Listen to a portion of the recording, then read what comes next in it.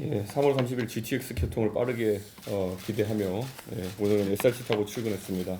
동탄 주민인데 이준석입니다. 예.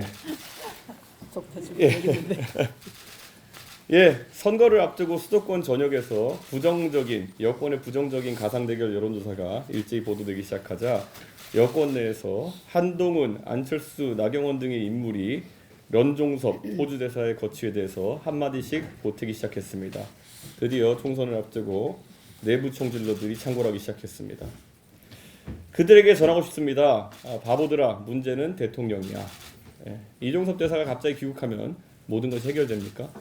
이종섭 대사의 문제는 윤석열 정권이 최상병의 억울한 죽음을 은폐하려고 한 일에서 시작된 것입니다. 이 모든 은폐 기획이 나중에 백일하에 드러난다고 하더라도 이종섭 대사는 주범이 아니라 종범밖에 되지 못하는 사람입니다. 주범은 국민이 부여한 막강한 권력을 국가가 가족의 품으로 돌려보내지 못한 한 젊은 용사의 죽음과 관계된 진실을 은폐하기 위해 사용한 윤석열 대통령입니다. 선거용으로 눈 가리고 아웅하면서 이야기할 것이 아니라 진정성 있게 문제를 제기하려면 윤석열 대통령의 사과 그리고 특검 수용을 종용하십시오. 박정훈 대령의 명예를 되찾은 일에 여당이 앞장서 보십시오. 한 달 전쯤 당연히 받아야 되는 김건희 여사의 특검 수용을 놓고 한동훈 위원장을 위시한 여권 정치인들이 아무리 대통령과 약속 대련을 펼쳤지만 그 효과가 채 한 달 남짓 못 간 것처럼 이번에도 윤석열 대통령의 잘못을 결기 있게 바로잡기보다는 등을 긁어주는 약속 대련에 그친다면 여권은 입법부로서의 기능과 책임을 상실했다는 평가를 받을 것입니다. 그리고 선거에서 심판받을 것입니다. 그리고 국민 여러분께도 한 말씀 올리고 싶습니다. 대통령실의 핵심 참모라는 사람이 회칼 이야기로 언론인들을 겁박하며 아직까지 직을 지키고 있는 것 자체가 국민을 대신해 권력에게 아픈 질문을 던지고 그 답을 받아서 다시 국민에게 전달하는 언론인들에 대한 심대한 모욕입니다. 회칼 협박을 하는 인사가 대통령실 참모로 있음으로 인해 언론인들이 적시적소에 던져야 할 질문을 권력에게 꽂아넣지 못한다면 우리는 언론의 자유를 영원히 망실하고 말 것입니다. 대통령실은 사퇴 요구에 대해서 이번 정권은 언론인을 사찰하거나 국세청을 통해 언론사 세무조사를 해본 적이 없다는 자다가 봉창 두드리는 소리만 하고 있습니다. 누가 물어보지도 않았는데 불법을 하지 않았다고 물타기 하는 모습이 황당합니다. 회칼 협박을 했냐고 묻고 있지 않습니까? 황상무 수석의 빠른 사퇴와 대통령실의 정중한 사과를 다시 한번 촉구합니다. 양현재 원내대표님 발언이겠습니다.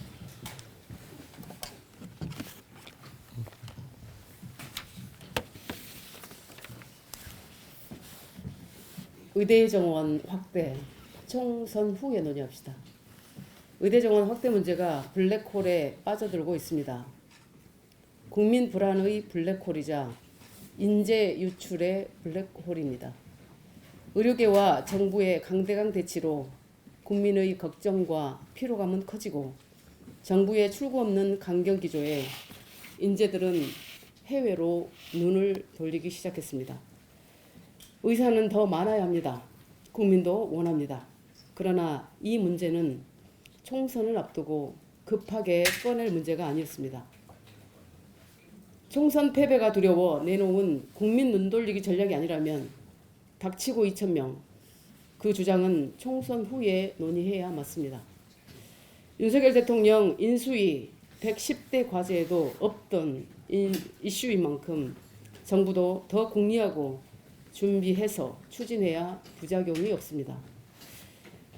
지금 가장 시급한 문제는 경제이고 민생입니다. 이 시대 세계 경제는 시작도 끝도 첨단 산업입니다. 윤 대통령과 정부 여당은 첨단 산업 육성과 지원을 약속만 할 게 아니라 당장 실현해야 합니다. 민주당도 대기업 특혜라는 이념적 접근을 폐기하고 죽기 살기로 정책과 법안을 생산해야 합니다. 첨단 산업은 먹고 사는 문제가 아니라 죽고 사는 문제이기 때문입니다. 평소에는 정말 아무런 관심도 없다가 선거 때만 되면 갑자기 모두가 반도체 박사가 되고 모두가 과학기술 예찬론자가 되는 이 정치판과 정치를 보면서 묵묵히 첨단 산업에 종사해온 수많은 연구원들이 절망하고 있음을 직시하기 바랍니다. 이상입니다. 다음은 금태섭 최고위원 발언입니다. 예, 어제 민주당의 위성정당인 더불어민주연합이 비례대표 순번을 발표했습니다. 다른 당 공천에 이러쿵저러쿵 하는 게 마음에 내키지는 않습니다만 얘기를 하지 않을 수가 없습니다.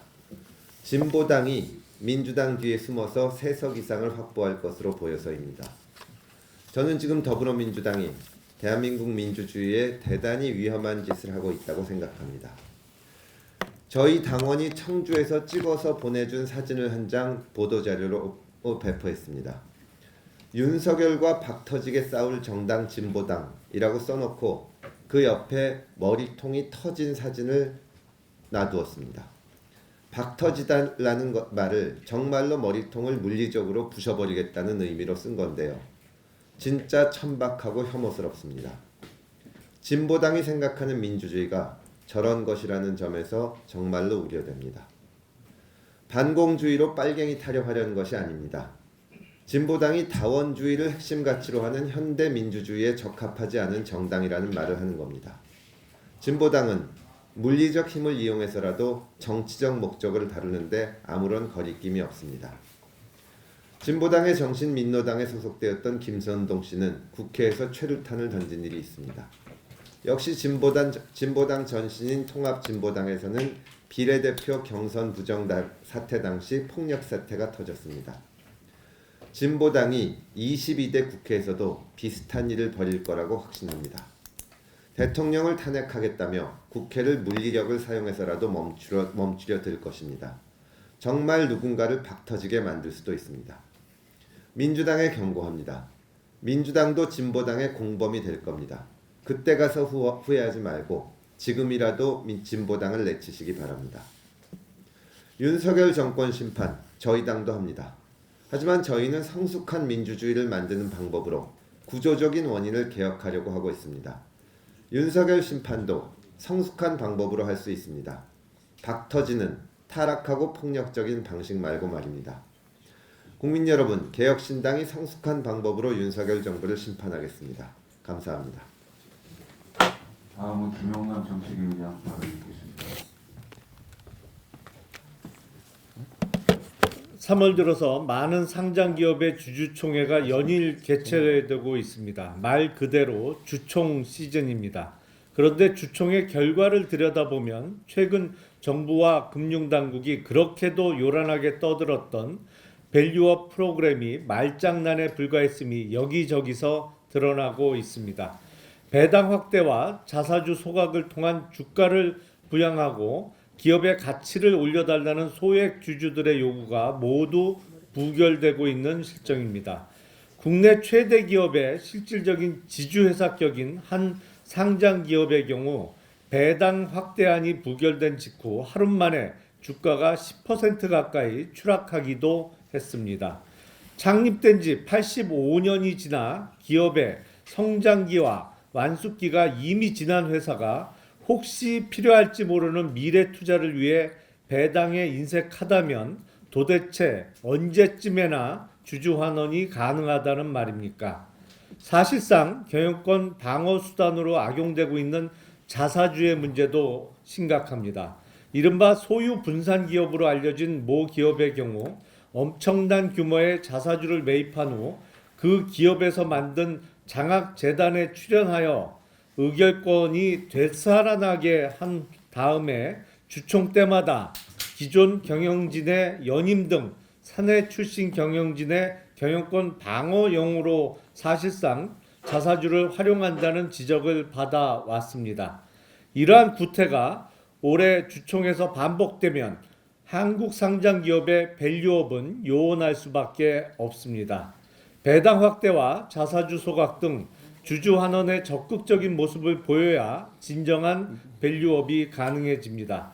개혁신당은 바뀐 모습이 없는 올해 주총의 양상이 내년에는 달라질 수 있도록 개혁 입법에 앞장서겠습니다.